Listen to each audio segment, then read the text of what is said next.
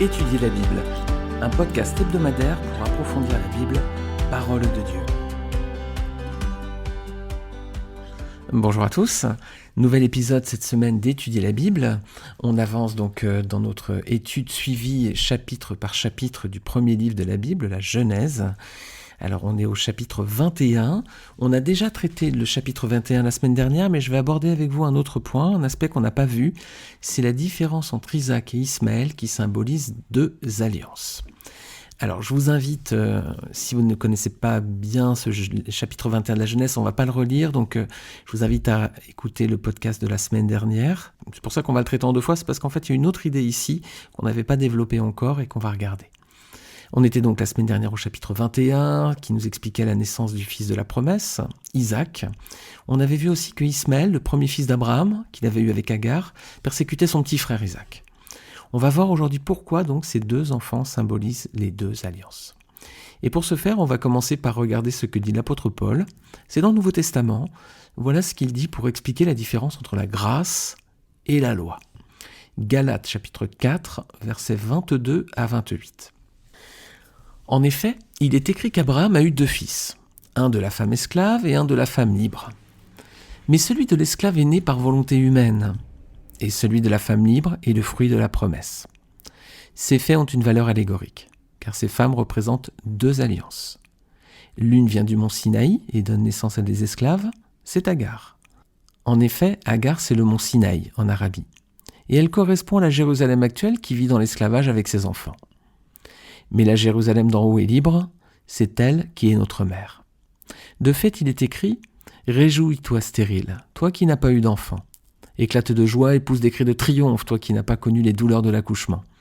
En effet, les enfants de la femme délaissée seront plus nombreux que ceux de la femme mariée. » Donc alors, ici clairement dans ce passage, on voit que ces femmes représentent en fait deux alliances. Alors je vais vous mettre un dessin. Alors, si vous êtes en train d'écouter ce podcast sur le site étudierlabible.fr, donc il est dans la page, juste en dessous. Et en revanche, si vous êtes en train d'écouter sur une plateforme de podcast comme SoundCloud, Apple Podcast ou Deezer ou Spotify, je vous mets un lien, vous allez pouvoir cliquer et retomber sur la page du site où ce dessin un peu explicatif, cette infographie entre guillemets, représente bien la différence entre la loi et la grâce selon Galates 4, versets 22 à 28. Alors d'un côté, on a Agar. Agar symbolise la loi, qui nous place sous l'esclavage, qui nous conduit à la mort. Sarah, quant à elle, elle représente la grâce. La grâce, c'est la liberté, et ça nous conduit à la vie. Et Jean 1,17 nous dit en effet, la loi nous a été donnée à travers Moïse, mais la grâce et la vérité sont venues à travers Jésus-Christ. Donc ces femmes représentent deux alliances. Celle avec le peuple d'Israël, c'est Agar, donc elle est caractérisée par la loi. En revanche, celle avec ceux qui confessent Christ, c'est Sarah, elle est caractérisée par la grâce. D'une certaine façon, Agar symbolise la loi, Sarah symbolise l'Église. C'est ce que dit le commentateur Matthew Henry, si vous le connaissez, c'est un grand commentateur de la Bible, qui vivait il y a quelques années, il y a quelques siècles à présent, mais il est toujours pertinent dans ses analyses. Et donc il disait d'une certaine façon, Agar symbolise la loi et Sarah symbolise l'Église. Alors en Christ, en effet, nous sommes, nous chrétiens, les enfants de la femme libre. Regardez les versets suivants du même chapitre, Galates chapitre 4, verset 29, jusqu'au premier verset du chapitre 5. Donc il y a 3 versets en fait. Galates 4, verset 29, 30, 31, et puis ensuite on poursuit Galates 5, verset 1. Nous, frères et sœurs, comme Isaac, nous sommes les enfants de la promesse. Le Fils né par volonté humaine persécutait alors celui qui était né grâce à l'Esprit, et il en va de même maintenant encore. Mais que dit l'Écriture ?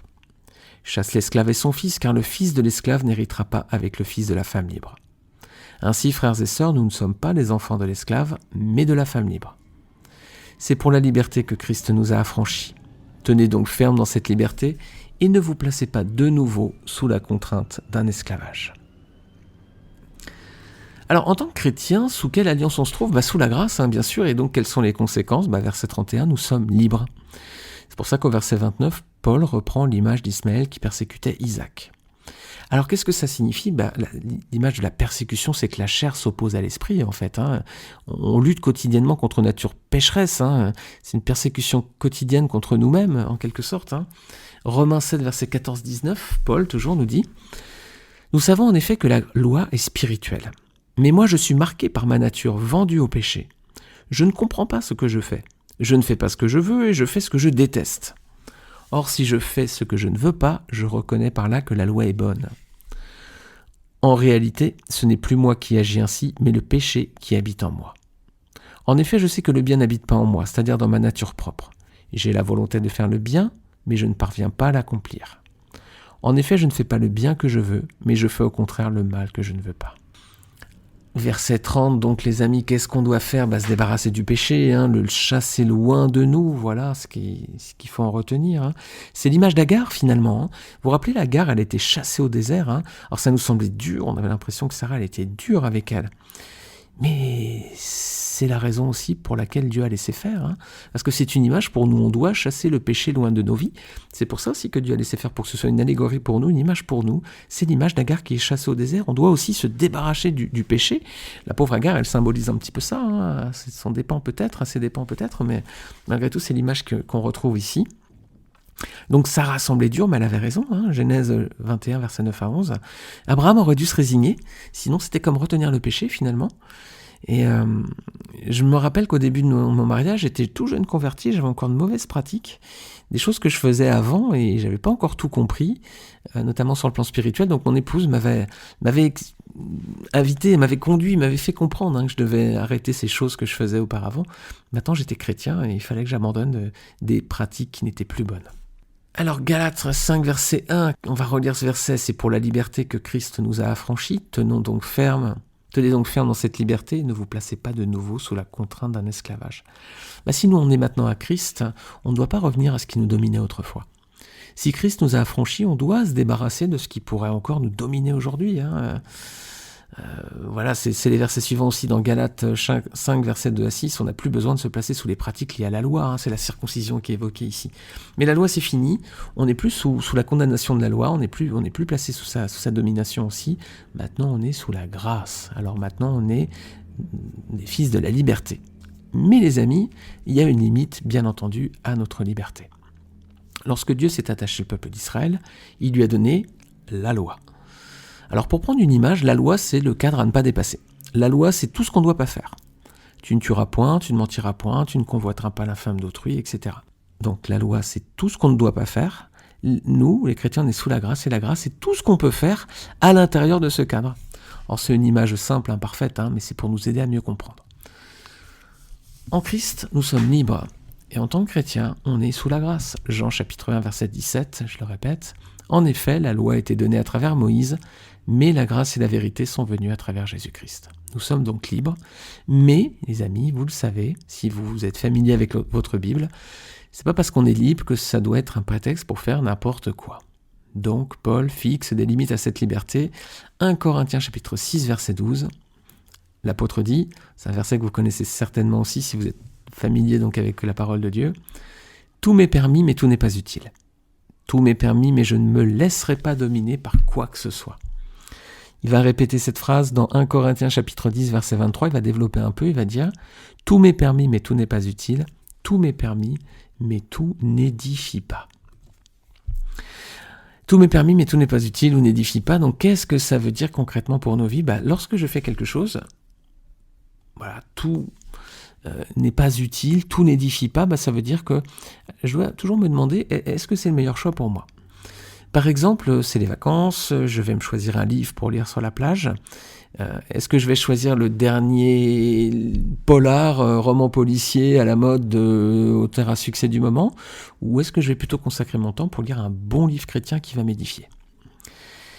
Pareil pour nos programmes à la télévision sur nos écrans. Est-ce que ça ne va pas me souiller si je regarde ce programme télé dans lequel il y a des choses déplacées ? Est-ce que c'est quelque chose qui est bon pour moi ? Tout n'est pas utile, tout n'édifie pas, tout m'est permis. Je peux lire ce roman, je peux regarder ce film, mais est-ce que ça va franchement m'édifier ? Si c'est pas sûr, il vaut peut-être mieux faire autre chose. Est-ce que cela n'est pas une occasion de chute pour les autres ? Par exemple, lorsque je fais quelque chose, par exemple ma tenue vestimentaire, est-ce que un décolleté ou une tenue un peu trop légère, est-ce que c'est pas une occasion de chute pour les autres ? Donc ça m'est permis, mais est-ce que c'est utile ? Est-ce que ça va édifier ? Il faut vraiment qu'on se pose la question. Alors il y avait aussi, au-delà de l'utilité de l'édification, il y avait aussi cette notion dans le verset qu'on vient de lire dans 1 Corinthiens. « Je ne me laisserai pas dominer par quoi que ce soit », disait Paul. on doit aussi se poser la question, quand je prends une décision, quand je fais quelque chose, est-ce que ça ne va pas me tenir en esclavage ? Cigarette, l'alcool, etc. Alors ça, c'est plutôt facile comme image, mais l'apôtre Paul dit « Je ne me laisserai pas dominer par quoi que ce soit ». Il n'y a rien dans son esprit qui doit nous rendre esclaves de nouveau. Si on est libéré de l'esclavage du péché, on ne doit pas revenir sous des addictions, des choses qui nous tiendraient prisonniers. Alors ça peut être la cigarette, l'alcool, ça c'est simple, mais ça peut être aussi la musique. Je sais que quand j'étais jeune, j'en écoutais tout le temps, toute la journée, j'étais vraiment accro à la musique. Pour d'autres, ça va être les jeux vidéo, qui va peut-être entraîner une rupture sociale, par exemple. Pour d'autres, ça peut être le shopping. Eh oui, on peut se laisser dominer par le shopping. Hein. Il y a des personnes qui font des achats compulsifs en cas de stress. Ils vont s'acheter des choses parce que ça les détend, ça les déstresse, quoi. Il y a un fonctionnement comme ça cérébral qui est assez étonnant, mais il y a des personnes qui sont un petit peu, qui ont ce comportement-là. Donc, voilà, est-ce qu'on n'est pas esclave de ces choses-là aussi ? Ça, c'est à chacun de répondre en son âme et conscience. Je ne suis pas dans le cœur de chacun et loin de moi l'idée de juger, mais voilà. Est-ce qu'il y a quelque chose dans mon comportement, dans mes habitudes qui me tient en esclavage, qui me retient prisonnier, qui me retient captif ? Donc, si je suis à Jésus-Christ, tout m'est permis à présent, mais tout ne m'est pas utile et tout n'édifie pas. Et je ne veux pas... Là encore, comme Paul, on ne doit pas retomber en esclavage sous la contrainte de quelque chose. Alors, est-ce qu'on a bien, mes amis, le contrôle sur toutes les choses de nos vies ? Est-ce qu'on réussit bien à ne pas avoir de dépendance ? Voilà, le café pour certains est une dépendance, le chocolat pour d'autres, les sucres rapides pour certains, pour d'autres, voilà. Alors, qu'est-ce qui peut encore nous tenir prisonniers ? Qu'est-ce qui nous rend encore, qu'est-ce qui nous retiendrait encore ? Qu'est-ce qui nous placerait encore ou nous placerait, oui, dans cette descendance d'Agar, cette généalogie d'Agar? Nous sommes les fils de la promesse, nous sommes l'Église, nous sommes les chrétiens, donc nous sommes sous la grâce. Alors pour conclure, voilà, la liberté en Christ, il y a une différence entre Ismaël, fils d'Agar, et Isaac, fils de Sarah. En tant que chrétien, on n'est plus pas les enfants de l'esclave, on est libre, mais ça ne doit pas être un prétexte pour revenir sous l'esclavage du péché. L'esclave Agar, c'est l'image du péché qu'on doit chasser de nos vies. Voilà, renvoyé au désert, presque condamné, parce qu'on doit avoir vraiment le contrôle sur chaque élément de chaque jour de nos vies que Dieu nous donne. Voilà les amis, j'espère que vous aurez trouvé cet épisode enrichissant, je le souhaite. En tout cas, c'est la parole de Dieu, j'espère vous l'avoir expliqué avec sagesse, avec la sagesse que Dieu peut nous donner, parce que c'est pas par notre propre intelligence. Devant la parole de Dieu, elle est si profonde et si élevée pour nous qu'on n'a pas l'intelligence de se placer au niveau de Dieu. Heureusement, le Seigneur nous aide à la comprendre. Voilà mes amis, je vais vous souhaiter une bonne semaine. Je vais vous demander une dernière petite chose avant qu'on se quitte.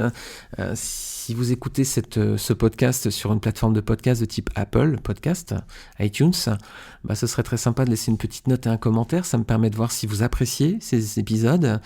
C'est encourageant toujours aussi de lire des messages un peu positifs. Alors si vous l'appréciez, n'hésitez pas.